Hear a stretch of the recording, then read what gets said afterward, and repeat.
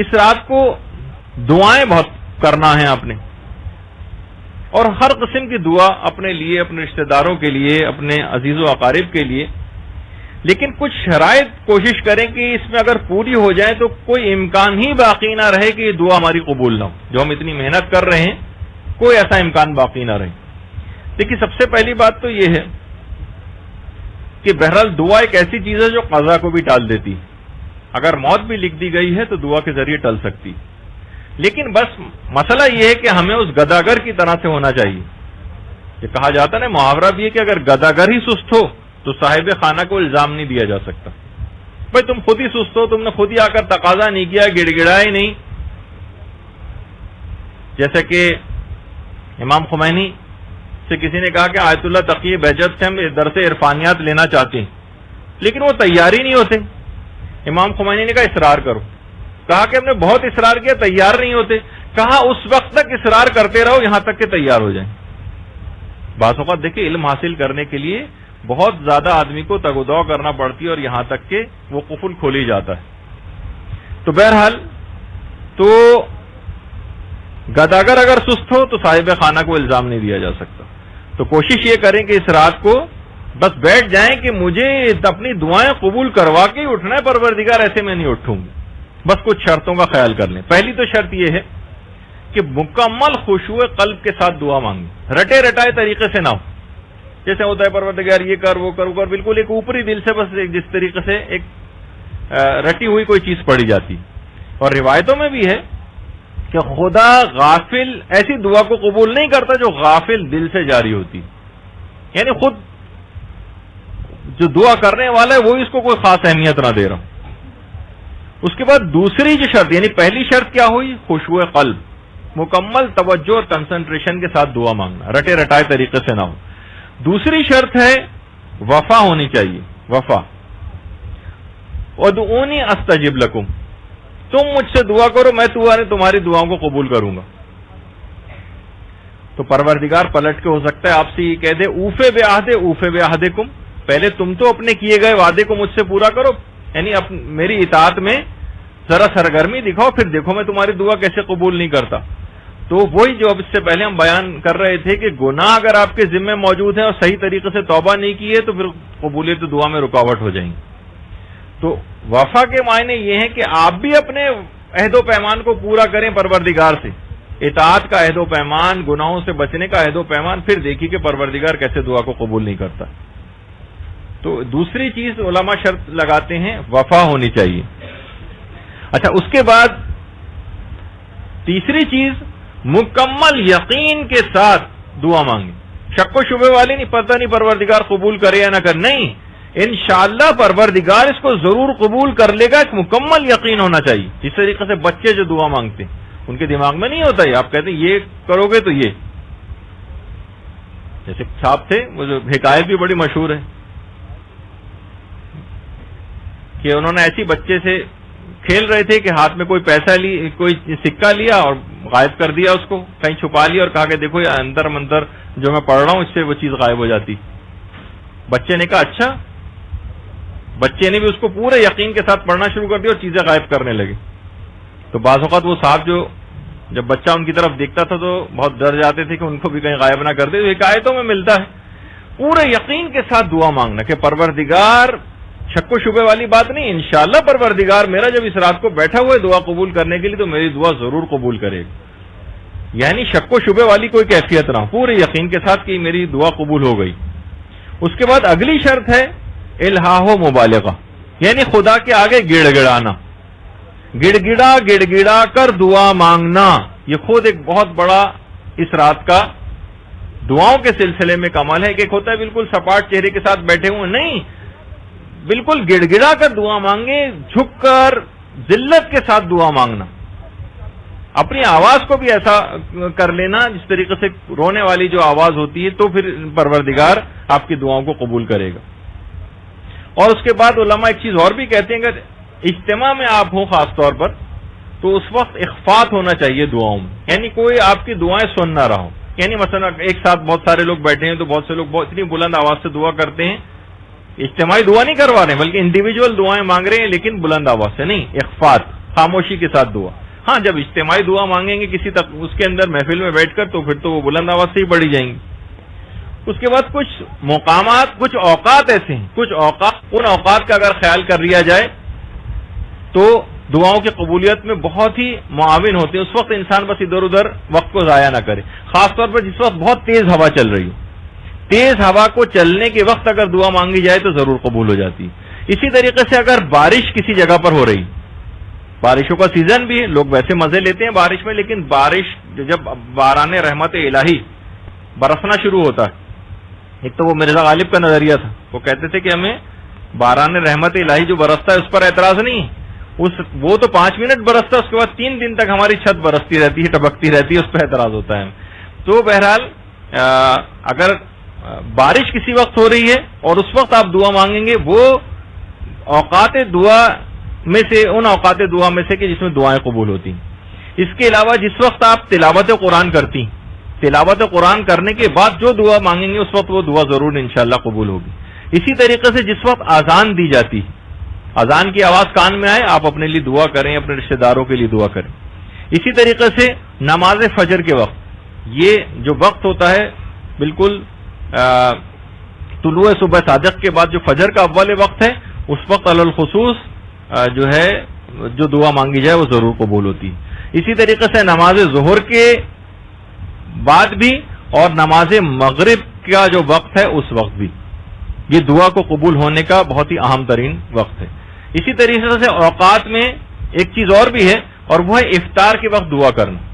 یعنی اس وقت فوراً انسان کھانے کی جلدی نہ کرے کہ بس کھانے پینے کی چیزوں کو اپنے حلق سے اتار لیں، ہاتھ میں لے کر بیٹھے اپنی افطاری، اور اس وقت جو ہے وہ خاص موقع ہے اپنی دعاؤں کو 2-3-4 منٹ اگر لگا دیے جائیں دعاؤں کی افطار کرنے سے پہلے وقت آ جانے کے بعد تو انشاءاللہ وہ دعا اس کی ضرور قبول ہو جائے گی. اور اسی طریقے سے اگر کوئی شخص سجدے کے اندر کوئی دعا مانگے، خیر یہ تو ایک بڑی سعادت اس شخص کو ملی جو آپ کے سامنے اس وقت تصویر ہے. یہ مسجد نبوی میں ریاض الجنہ جو جگہ ہے وہاں پر حالت سجدہ میں انتقال کر گیا ہے شخص. تو بہرحال بعض اوقات یہ ہوتے ریاض الجنہ یعنی کہ جو جنت کے باغوں میں سے ایک باغ ہے، پیغمبر کی قبر اور منبر کے درمیان کی جو جگہ کہلاتی، چند فٹ کے فاصلے پر ہی جو ہے قبر رسول موجود ہے یہاں سے، وہاں پر یہ شخص حالت سجدہ میں مثلا انتقال کر گیا. تو سجدے کی حالت میں جو بھی دعا مانگی جائے وہ ضرور قبول ہوتی ہے. اسی طریقے سے کہا جاتا ہے کہ دعاؤں کے سلسلے میں ان سب کے پیچھے روایت ہے کہ تضرع، احساس ذلت اور شکستگی کا جو احساس ہے اس کے ساتھ دعا مانگنا، یعنی باقاعدہ رقت پیدا ہو جائے. جس وقت رقت پیدا ہو جائے، ذلت کا احساس، شکستگی کا احساس، خدا کے آگے اپنے آپ کو کچھ نہ سمجھنا، اس وقت جب یہ احساس اس طرح کا کبھی پیدا ہو جائے تو وہ بہترین موقع ہے. رقت کا پیدا ہو جانا ہی چھٹے امام فرماتے ہیں کہ قبولیت دعا کی علامت ہے. اچھا، اب تضرع کس طرح سے کیا جائے گا؟ اس میں کچھ علماء نے فرمایا کہ 4 اس کے طریقے ہیں کہ اپنے ہاتھوں کی پشت کو آسمان کی طرف بلند کریں. ایک تو جس طرح دعا مانگتے ہیں آپ، تو جو ہاتھوں کا جو وہ پورشن جو دعا کے وقت آپ کے آنکھوں کے سامنے ہوتا ہے، جس طرح قنوت میں آپ مانگتے ہیں، نہیں، ہاتھوں کو پلٹ دیں. ایک طریقہ یہ بھی ہے دعا مانگنے کا. اور ہاتھوں کی جو پشت ہے، جس طرف انگوٹھی کا نگینہ ہوتا ہے جب آپ وہ والا حصے کو آسمان کی طرف بلند کریں، آسمان کی طرف اس ہاتھوں کو بلند کریں. اگر اس کو پلٹ دیا جائے تو ہتھیلی والا حصہ نہیں، اس کے پشت والا حصہ اس کو آسمان کی طرف بلند کریں. اور اس کے بعد ہاتھوں کو دائیں اور بائیں حرکت دیں اور کہیں کہ پروردگار مجھے نہیں پتا کہ میں قیامت میں اصحاب یمین میں سے ہوں گا یا اصحاب یسار میں سے، میں دائیں ہاتھ والے گروہ میں ہوں گا یا بائیں ہاتھ والے گروہ میں. اپنے ہاتھوں کو دائیں اور بائیں حرکت دیں بند کر کے، اور اس کے بعد اپنے ہاتھوں کو اوپر کریں، کبھی ہاتھوں کو نیچے کریں کہ پروردگار مجھ کو نہیں پتا کہ تو قیامت کے میدان میں مجھ کو پست کرے گا یا بلند کرے گا. اور اس کے بعد جب بہت زیادہ گریہ ازاری شروع ہو جائے اور آنکھوں میں آنسو آ جائیں تو یہ بہترین موقع ہے. یہ اسباب و علامت اجابت دعا کے اندر یہ چیز شمار ہوتی. اور اس کے بعد اپنے ہاتھوں کو دوبارہ آسمان کی طرف بلند کریں کہ میں نے جو پروردگار سے مانگی ہے وہ اس کو لینے کے لیے میں ہاتھوں کو آسمان کی طرف بڑھا رہا ہوں. اور انشاءاللہ جب وہ ہاتھ واپس آئیں گے تو وہ کبھی بھی ناکام و نامراد ہاتھ واپس نہیں آئیں گے، بلکہ وہ دعا آپ کی قبول ہو چکے گی. تو یہ خاص طریقہ ہے تضرع کے حوالے سے شکستگی کا احساس، کہ اس طرح سے آپ کو اپنے ہاتھوں کی پشت کو آسمان کی طرف بلند کرنا ہے، اس کے بعد دائیں بائیں حرکت دینی ہے، پھر اوپر نیچے حرکت دینی ہے، اور اس کے بعد جب کوشش کریں کہ گریہ زاری ہو جائے، آنکھوں میں آنسو آ جائیں، پھر ہاتھوں کو آسمان کی طرف دوبارہ اٹھائیں کہ پروردگار نے میری دعا قبول کر لی، میں اس کو لینے کے لیے حاجت کو قبولیت کے لیے میں ہاتھوں کو آسمان کی طرف اب اٹھا رہی ہوں۔ اسی طریقے سے گریہ زاری کے بعد، اور اس کے بعد پھر ایک طریقہ اور بھی ہے دعاؤں کی قبولیت کے لیے۔ چھٹے امام فرماتے ہیں یعنی حاجت کی حاجت روائی کرنا، حاجت مند کی حاجت روائی کرنا۔ چھٹے امام فرماتے ہیں کہ بیمار جب طبیب کو بلاتا ہے تو کچھ نہ کچھ اس کو دیتا ہے۔ بادشاہ سے جب اگر کسی کی کوئی حاجت ہوتی ہے تو دربانوں کو رشوت دیتا ہے کسی طریقے سے بادشاہ تک یعنی رسائی ہو جائے اور وہ ہماری بات کو قبول کر لے۔ خدا سے اگر کسی کو حاجت مانگنی ہے تو وہ مخلوق خدا پر تصدق کرے، یعنی صدقہ دے مخلوق خدا کو، تو پروردگار تمہاری ان تمام دعاؤں کو قبول کر لے گا۔ تو حاجت روائی کرنا لوگوں کی، کسی کی کوئی حاجت ہے، آپ کوشش کریں کہ شب قدر میں آپ اس کی مثلا آپ کو 3-4 دن بعد کرنی ہے اس کی وہ خواہش پوری، آپ اس رات کو ہی کوشش کر کے کرتے ہیں۔ مخلوق خدا کی حاجت روائی کرنا، لوگ باقاعدہ اپنے ٹائم ٹیبل میں اس کو بنا کے رکھتے ہیں کہ فلاں فلاں شخص کا ہمیں یہ کام کر دینا ہے اس رات کو، یا کام کر دیا اس رات کو اطلاع دے کے اس کا دل خوش کر دیں، تو ساری دعائیں اس کے صدقے میں آپ کی قبول ہو جائیں گی۔ اسی طریقے سے غیر کے لیے دعا کرنا، غیر کے لیے دعا، غیر کو دعا کرنے کا فائدہ یہ ہے کہ دوسروں کو مقدم کیا جائے، یعنی اپنی دعاؤں سے پہلے دوسرے لوگوں کے لیے آپ دعا کریں۔ الجار ثم الدار، پہلے پڑوسی اس کے بعد گھر والے۔ اور پیغمبر فرماتے ہیں کہ دعا کو ہمیشہ عام کرے، مخصوص نہ کرے، تو وہ دعا جلد قبول ہو جائے گی۔ یعنی کیونکہ تمام مومنوں مومنات کے لیے جب دعا کرے گا تو خود بھی اسی کے اندر شامل ہے، اس کے تمام رشتہ دار بھی اسی کے اندر شامل ہیں،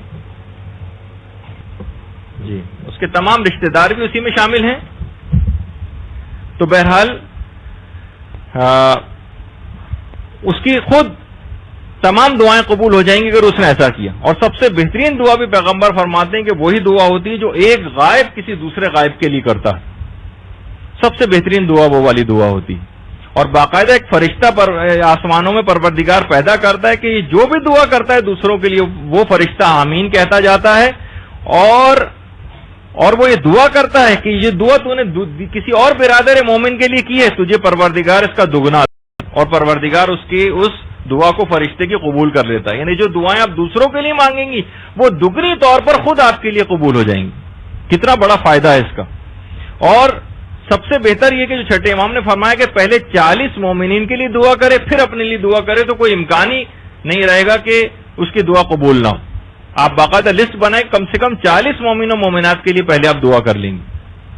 اس کے بعد اگلی شرط یہ ہے کہ دعاؤں کو شروع کرنے سے پہلے خدا کی حمد و ستائش کریں، خدا کی حمد و ستائش کریں، اس کی نعمتوں کا شکر ادا کریں۔ ابھی دعا اپنی شروع نہیں کی ہے، پہلے خدا کی حمد و ستائش کی، اس کے بعد نعمتوں پہ شکر کیا۔ نعمتوں پہ شکر کے بعد اپنے گناہوں کا اقرار کریں، ایک ایک گناہ کو سوچیں، پروردگار میں نے یہ گناہ کیا تھا اس کو معاف کر دے، پروردگار میں نے یہ گناہ کیا تھا اس کو معاف کر دے۔ گناہوں کا اقرار کریں اور پھر خدا سے سوال کریں، پھر دیکھیں کہ اس کی دعا کیسے قبول ہوتی۔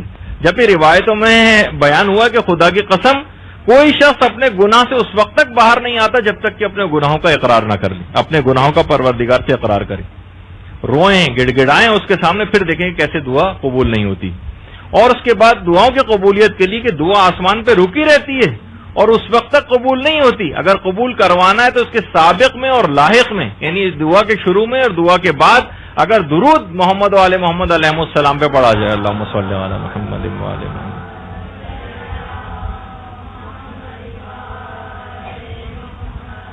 دعا آسمانوں پہ رکی رہتی ہے اور قبول ہی نہیں ہوتی جب تک کہ سابق اور لاحق میں درود جو ہے وہ اس کے نہ ہو۔ تو دعا کے شروع میں بھی درود پڑھیں، دعا کے آخر میں بھی درود پڑھیں، اور درمیان میں اپنی دعا کو رکھیں۔ یہ ایک طریقہ ہے دعا کو قبول کرانے کا۔ اس کے علاوہ اگلا طریقہ ہے تکمیل شرائط۔ مثلا کوشش کریں کہ اگر آپ دعا سے پہلے اگر باوضو ہوں تو بہت قوی امکان ہے آپ کی دعا کو قبول ہونے کا۔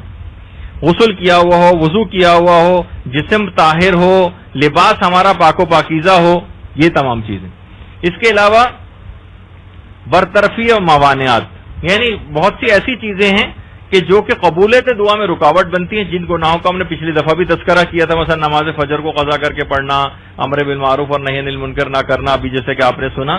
کوشش کریں کہ سچے دل سے دعا کریں تاکہ جو قبولیت دعا میں رکاوٹ چیزیں یہ ساری دور ہو جائیں. اور اس رات کو علی الخصوص صدقہ دینے کے بعد اگر جو بھی آپ دعا کریں گے وہ دعا ضرور قبول ہو جائے گی. باقاعدہ بچوں کو عادت ڈالنی چاہیے. ایران میں جگہ جگہ اس طرح سے صدقہ باکس بنے ہوئے ہیں اور لوگ بچوں کو تشویق و ترغیب کے لیے ان کے ہاتھوں سے، خیر ہمارے ہاں بھی ہوتا ہے کہ صندوقچیوں میں مائیں بچوں کے ہاتھوں سے ڈلواتی ہیں، لیکن اس کو ہمیشہ جاری و ساری رہنا چاہیے. جو انتہائی اہم ترین عمل ہے جو پچھلی دفعہ بھی اس بات کے لیے ذکر ہو گیا تھا، شیخ عباس قمی نے شیخ صدوق کے حوالے سے جو رئیس المحدثین کہلاتے ہیں، شیخ صدوق کو رئیس المحدثین کہا جاتا ہے، کہ آج کی رات کا سب سے بڑا عمل جو ہے وہ مسائل فقہ میں غور و فکر کرنا. کوشش کریں یا تو آپ کوئی درس سنیں، کوئی کیسٹ لے کر سنیں. اور اتنا اہم ترین چیز ہے یہ کہ دیکھیے خاص طور پر مسائل دینیا کا سیکھنا، درس و تدریس میں جانا، علماء تک ایسی تمام محافل اور مجالس کے اندر جو ہے وہ شریک ہوتے ہیں. آپ بھی کوشش کریں کہ جس طریقے سے آپ ماشاءاللہ یہاں پر آتی ہیں اسی طریقے سے اس رات کو بھی اگر کہیں جانا ممکن نہیں کسی ایسی جگہ تو آپ اپنے گھر پہ اس کا انعقاد کریں. کوئی ایک درس منعقد کر لیں، کوئی ایک پروگرام رکھ لیں، یا کچھ نہیں اگر کوئی خواتین رکھ سکتی ہیں تو کم سے کم ایک کیسٹ اس رات کو ضرور درس و تدریس کے حوالے سے ضرور کریں. مقدس اردبیلی، مقدس اردبیلی یہ وہ شخصیت تھی کہ جن کی اپنی مرضی سے امام زمانہ علیہ الصلوۃ والسلام سے ملاقاتیں ہوا کرتی تھیں. اللہم صلی علی محمد و علی محمد.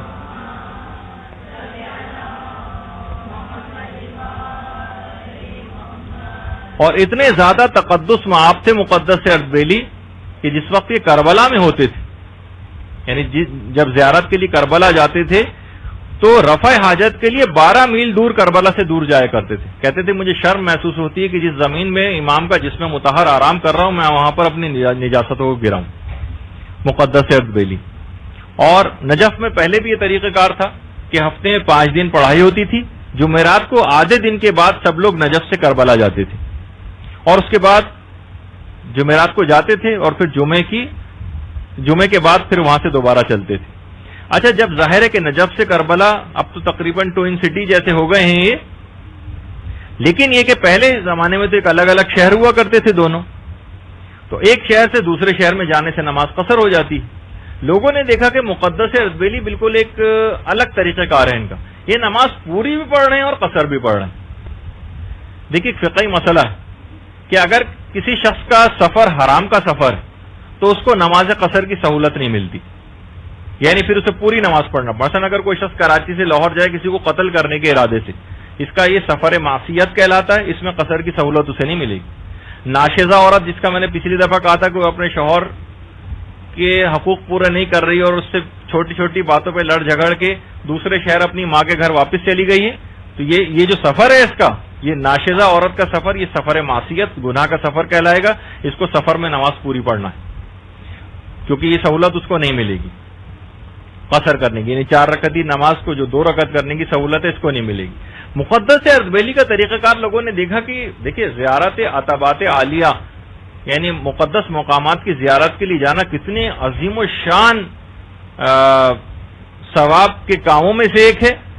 تو مقدس اردبیلی سے جب لوگوں نے پوچھا کہ آپ نماز قصر بھی پڑھتے ہیں اور پوری بھی پڑھتے ہیں، اس کی کیا وجہ ہے، تو انہوں نے کہا کہ دیکھیے کہ میرا یہ طالب علمی کا زمانہ ہے، میں نے ابھی واجبات کا مکمل علم حاصل نہیں کیا ہے، واجبات کا مکمل علم حاصل نہیں کیا ہے. ایک طرف تو میرے دماغ میں خیال آتا ہے کہ زیارت عتبات عالیہ امام حسین کے روضے کی زیارت کا ثواب عظیم ترین ثوابوں میں سے ایک ہے، تو میں نماز اپنی قصر پڑھتا ہوں. دوسری طرف میرے دل میں خیال آتا ہے کہ یہ تو ایک مستحب سفر ہے نا، مجھ پہ تو واجب ابھی بہت سارے علم حاصل کرنا، واجب ہے اپنے مسائل کا علم حاصل کرنا، بہت سی چیزیں جو بھی میں نے حاصل نہیں کی، تو کہیں میرا مستحبات کے لیے سفر کہیں حرام سفر نہ بن جائے.